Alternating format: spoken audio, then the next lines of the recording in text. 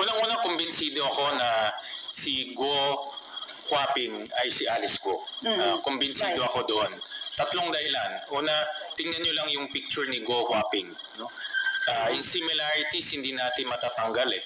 No? Talagang hawig na hawig at kamukhang-kamukha niyo yung bata doon sa application for special investors resident visa. Pangalawa, doon sa dokumentong yan, nakasulat kung sino yung nanay niya, si Wen Yilin. Yun yung sinasabi niyo before. Na sinasabi natin sa mga naririnig namin information, si Wen Yilin ang nanay, biological mother ni Alice Go. Doon sa application nila for special investors resident visa, nakasulat doon si Wen Yilin ang kanyang mother. No? At yung address ni Wen Yilin doon ay the same address na nasa Valenzuela. No, nakasulat doon 58 T. Santiago Street, Valenzuela. Yun ang exactly the same address na nakalagay sa incorporation papers ng mga Go families. No? T. Santiago Street, Valenzuela City. No? So, yung papel sa special investors resident visa at yung mga incorporation papers na tugma yung address. So, ibig sabihin, consistent si Wen Yilin nakatira doon sa Valenzuela address. At pangatlo, kung titingnan natin yung kabuuan na storya, dahil dumating dito si Go Huaping ng 13 years old, talagang wala silang maipapakitang birth records at walang maipapakitang school records. Kaya nagsinungaling sila doon sa birth certificate dahil wala nga maipakitang records eh. So, ang naging daan nila para mabigyan siya ng Filipino citizen or Filipino citizenship ay yung peking birth certificate na nagsinungaling yung kanyang tatay at sinabi niya na Filipino siya, Filipino si Amelia Leal, therefore Filipino si Alice Go. So, in other words, yung pagtitignan mo ang kabuuan storya, parang ngayon lumilinaw na kung bakit pineke yung kanyang birth certificate. So sir, can we say wala nang lusot si Mayor Go dito? Ako, malinaw na si Go Huaping ay si Mayor Alice Go. At magbe-verify pa kami ng mga ibang information para ma-establish yan. But initially, I'm very, very confident na iisang tao si Go Huaping at si Alice Go. So once na ma-establish, sir, lalabas ba na maraming tayong batas na nilabag itong si Mayor Go at ang kanyang pamilya? Well, unang-una yung birth certificate system natin, linamag nila. Sinabi ko nga, binaboy nila yung late registration para mabigyan siya ng Filipino citizenship. Dahil kung Filipino citizen ka, pwede ka magtayo ng negosyo, pwede ka bumili ng lupa, pwede kang tumakbo for public office. At kung titignan natin kabuuan, na nakakatakot rin yung nangyari dahil with this late registration, nakatakbo. Talagang nanalo. No? Sabi ko nga, naisahan tayo dito dahil nanalo itong kandidato na dala-dala niyo yung fake birth certificate niya. No? At ang nakakatakot dito, baka may iba pang ganitong case sa Pilipinas. Hindi lang natin alam ngayon dahil hindi high profile. But sabi nga ng Philippine Statistics Authority, meron silang 300 na cases of late registration na irregular, of which 60 plus ay nakakuha ng passport. No? So, makikita natin na talagang malaking reforma ang dapat natin gawin sa pag-i-issue ng birth certificate at ng late registration. Sir, the mere fact na yung documents galing ng Bureau of Immigration at saka Board of Investment, so ito rin ba hawak na rin ng Office of the Solicitor General para doon sa magagamit nila doon sa warrant to case? Magagamit nila yan. Ang aking panawagan sa Office of the Solicitor General, kumuha na ng official documents kasi ito pinadala sa Senate. Sila mismo kumuha ng official documents from the Bureau from the Board of Investments, from the Bureau of Immigration, para official yung hawak nilang dokumento. Although itong si Mayor Go sa pamamagitan ng kanyang abogado, dinidinay niya yung documents na hawak niya, sir. Yeah, dahil ang narrative nila, nabuntis ng kanyang ima yung kasambahay. Yun ang narrative nila.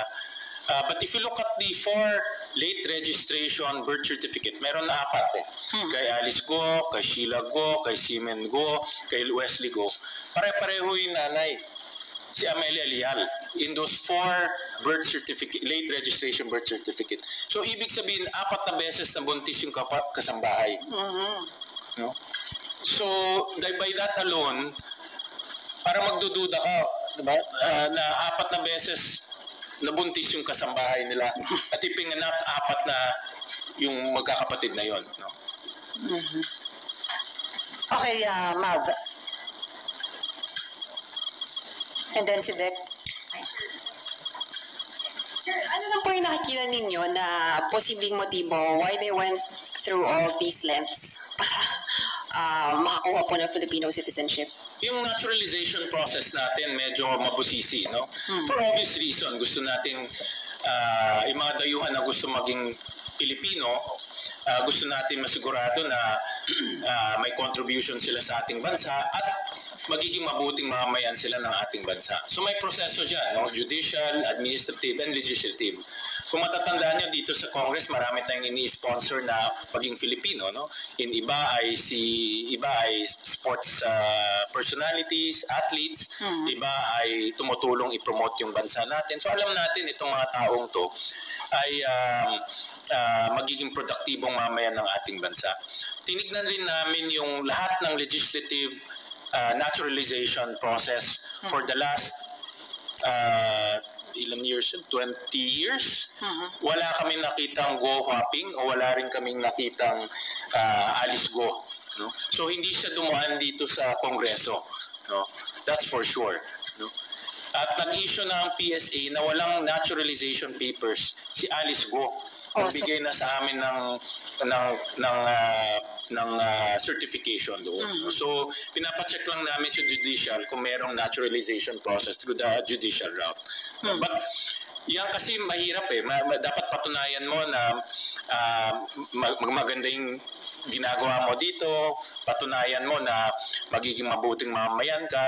So mabusisi rin yung proseso. Pero tama yon kasi hindi naman tayo pwedeng basta-basta mag-naturalize. No, gusto natin masigurado, matiyak natin na maayos itong ina-naturalize natin.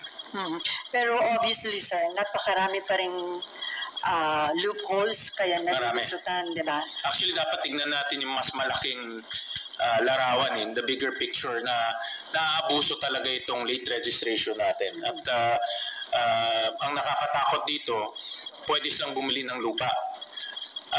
Yan ang shortcut para makabili ng lupa. In fact, nung tinignan namin records between 2008 to 2011, si Go Hopping at si Alice Go, nagta-travel sila in and out of our country. So, ibig sabihin, ginamit ni Go Hopping yung kanyang Chinese passport at ginamit rin niya yung kanyang Filipino passport in and out of our country. We have the passport numbers on record. So, dalawang passport meron? Dalawang passport niya. Tumigil lang siya lumipad noong 2011. So, from 2008 to 2011, nakita namin itong dalawang pangalan, si Go Hopping at si Alice Go, lumilipad at the same time. So, most likely, ginamit niya yung dalawang passport niya. Sir, next week may another hearing yung Committee on Women. So invited dito ulit si Mayor Alice Go at kukonfrontahin niyo ba about this document? Definitely. No, i-confront namin siya at gusto namin marinig yung kanyang sagot. But by the statements of his lawyers, obviously, i-deny niya yan. So, but matibay na ito. I think itong ebidensya galing sa Board of Investments, matibay at nagpapatunay na si Go Hopping at si Alice Go, iisang tao lang. Sir, initiative ng BOI at saka ng BI yung pag-provide sa inyo ng document para makatulong sa investigation ng Senate?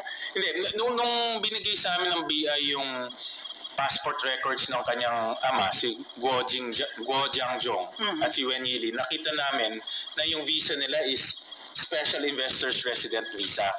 No, so yan ang visa na ginamit nila para makapasok at labas sila ng bansa natin. So hiningi namin sa Board of Investments yung mga supporting papers nito. At yun, pinadala nila itong mga supporting papers ng application.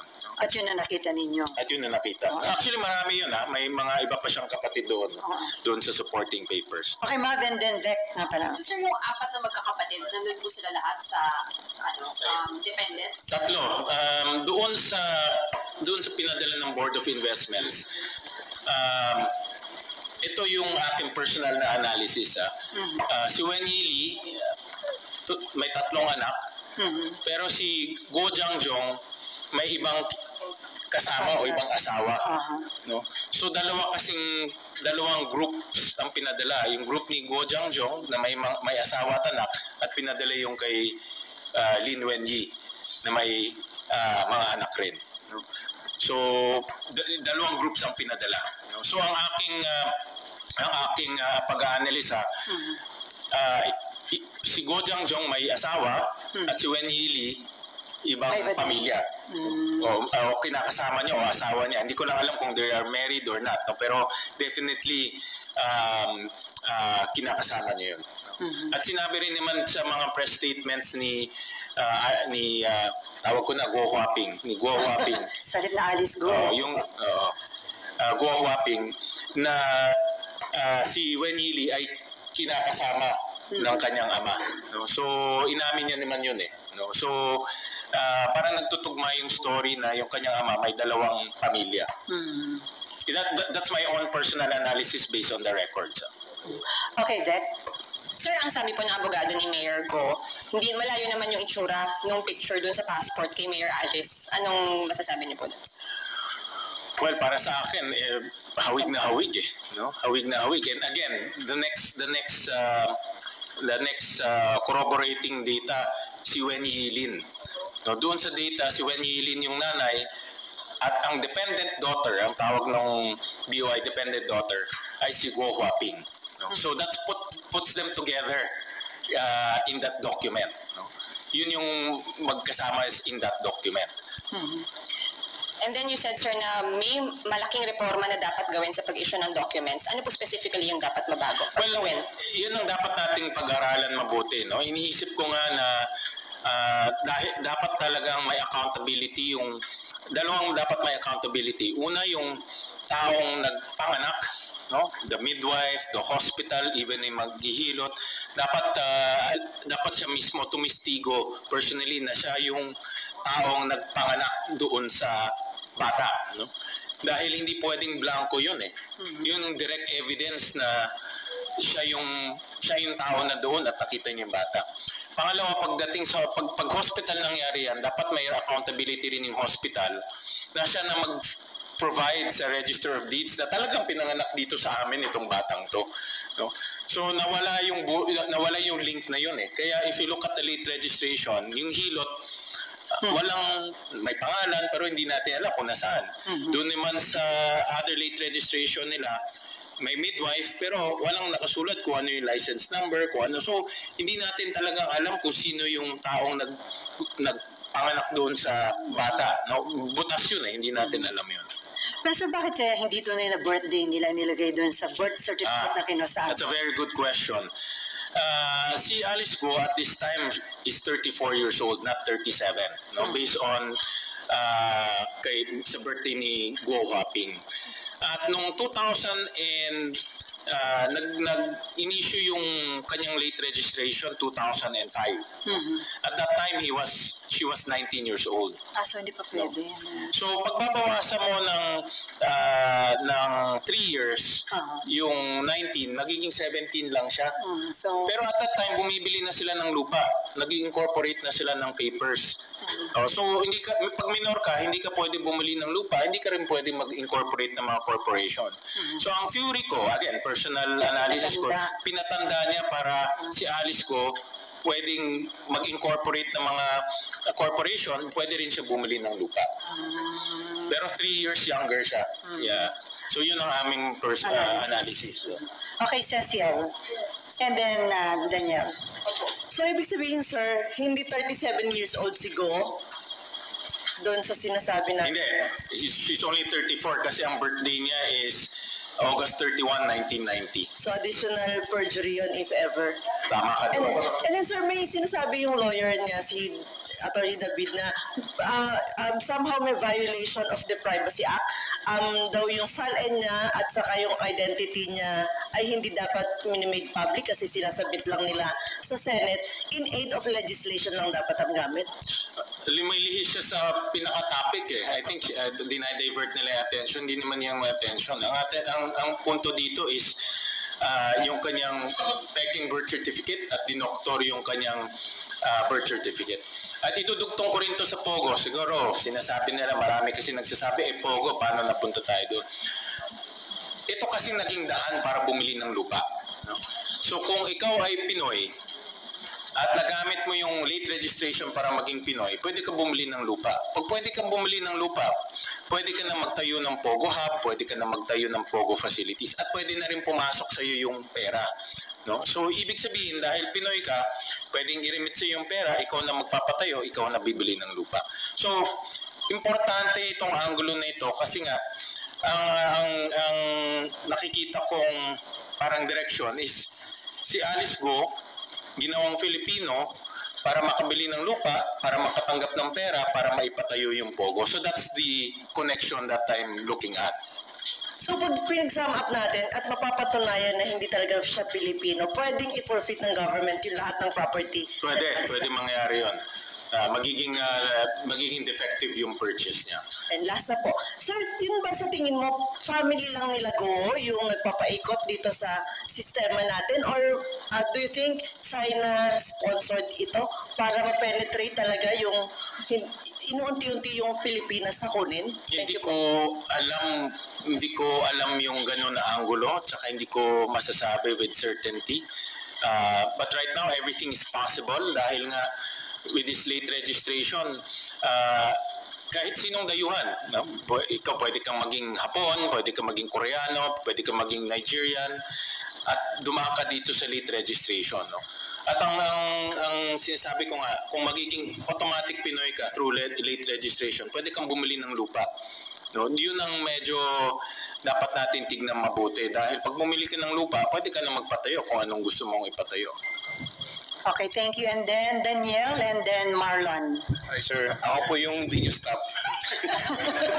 Sir, Lagi na. Ako ba yun? Nasa likuran niyo, sir. Kaya ko si ano yun eh. Ang daming article. Si Senior Aguila. Sir, hingan ko lang po kayo ng reaction. Sinabi po nung company Mayor Go, parang they are still inclined na tumakbo sa 2025. Importante yung action ng Solicitor General because judicial process yan, magpa-file sila ng case at dito patunayan ng Office of the Solicitor General na hindi siya Filipino. At yun nga, nagsinungaling sila doon sa kanilang birth certificate. So importante yan, that's the first step. Dahil kung nangyari yan, then hindi na siya pwedeng mag-file ng Certificate of Candidacy. Kasi dahil isusulat mo doon, are you a Filipino? Hindi niya na ma-check yun, yung box na yun. So ibig sabihin sir, kailangan kumilos na ng mabilisan kasi kung malapit na yung filing. Yes, tama ka doon. Yeah, that's a very good point. Dahil October na yung filing at kung walang kaso or yung kaso pending, technically pwede pa siya mag-file ng Certificate of Candidacy niya. Pero pwede Tama siyang ka ma-disqualify, sir, in case na during the campaign, lumabas yung result. Ako, I would assume, pag final niya yun, maraming taga-Bamban magpa-file ng disqualification because of this. No? Most likely, makakalaban niya bilang alkalde. No? So, magpa-file siya. So, babagsak rin doon sa hearing. Pero pag file mo, hindi automatic yun. Magkakaroon ng hearing, papatunayan mo. So, mayroon ring round of due process. Si Marlon and then Nympha.